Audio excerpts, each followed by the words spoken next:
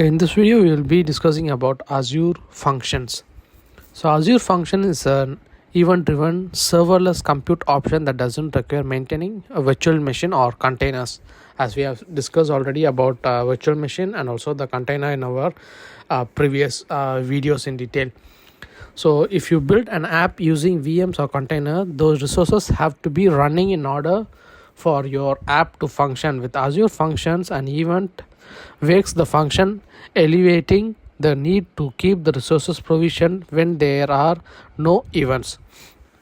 So the thing is, when we are hosting an application or some functions in Azure VM or in containers, the containers or Azure VM should be kept running, so we cannot turn it down or stop it.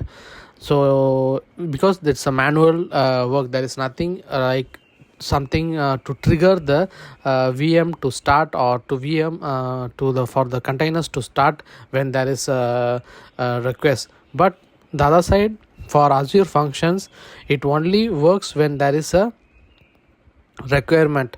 If there is no requirement, it doesn't run. Benefits of Azure Functions. So using Azure Functions is ideal when you are concerned about code running your service and not about the underlying platform or infrastructure. Functions are commonly used when you need to perform work in response to an event, timer, or message from another Azure service, and when that work can be completed quickly within seconds or less. So functions scale automatically based on demand, so they may be a good choice when demand is variable.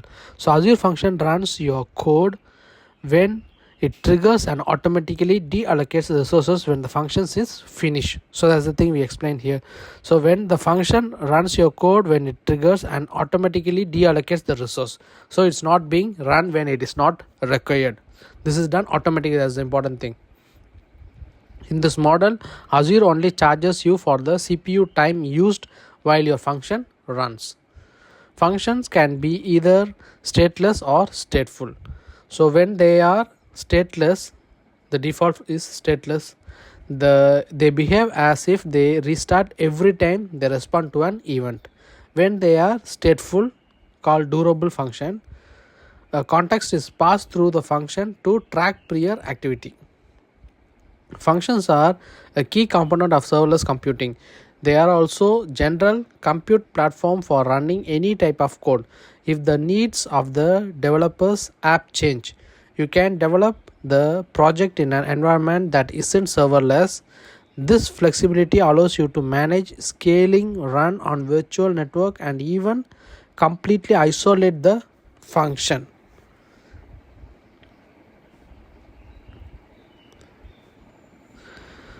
So application hosting options. So to host your application on Azure, you might initially turn on virtual machine or containers. So both VMs and containers provide excellent hosting solutions. So VM give you maximum control of the hosting environment and allow you to configure it exactly how you want. VMs also may be the most familiar hosting method if you are new to the cloud.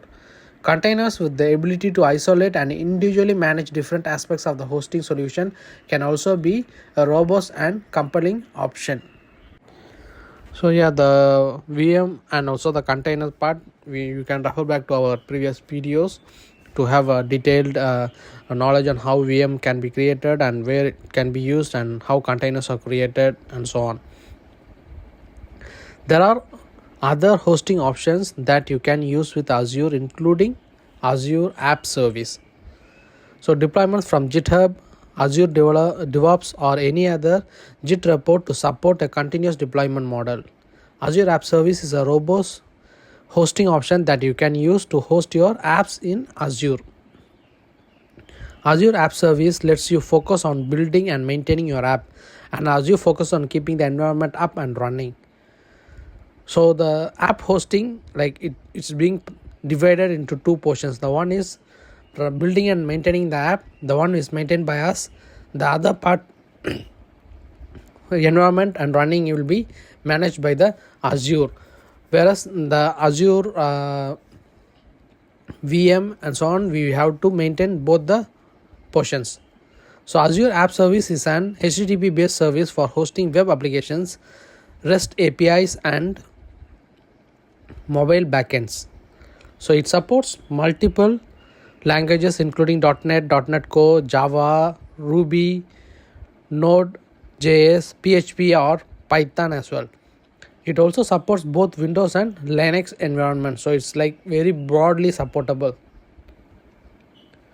App Service enables you to build and host web apps, background jobs, mobile backends, and RESTful APIs in the programming language of your choice without managing the infrastructure.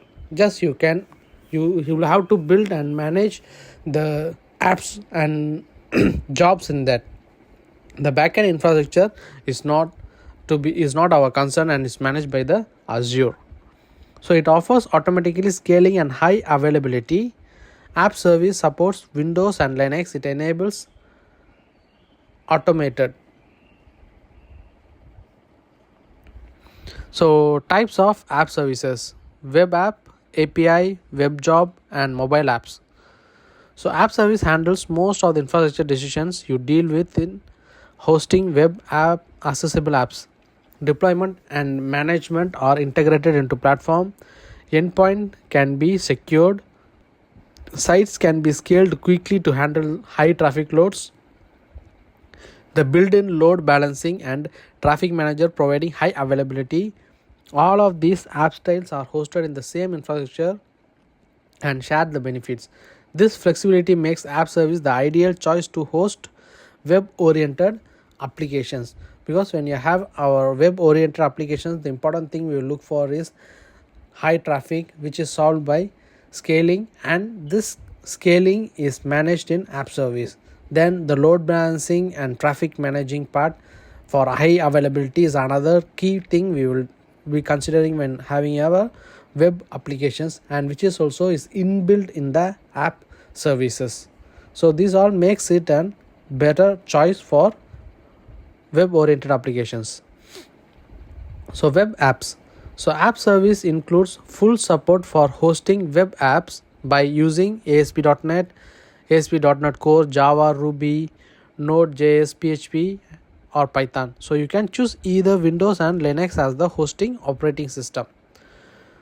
For API apps, much like hosting a website, you can build REST-based web APIs by using your choice of language and framework. So you get full Swagger support and the ability to package and publish your API in Azure Marketplace. The produced apps can be consumed from any HTTP or HTTP based clients. So you can create an API app with any language of your choice and also framework, and it can be published in your API in Azure Marketplace and easily accessed from any HTTP or HTTP based client. You can use the web jobs feature to run a program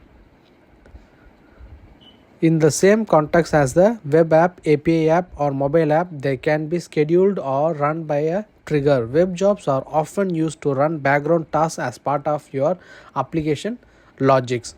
So any background tasks for your application logic, so based on any logic you set up in application, there needs to be a background task to be run.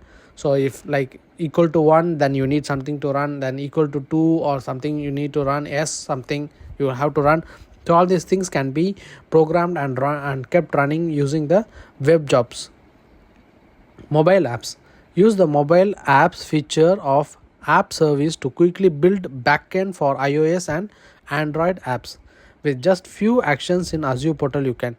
So usually we have this mobile app developers, all we will have to do a lot of coding and lot of creations and spend a lot of time in mobile app creations. So which makes the Azure mobile apps makes it easier for all those people. So store mobile app data in a cloud-based SQL database. Authenticate customers against common social providers such as MSA or Google or Twitter and Facebook. Send push notification. Execute custom backend logic in C# or Node.js. So all these things can be achieved with mobile apps. So these are the app functions for hosting, app services for hosting the apps.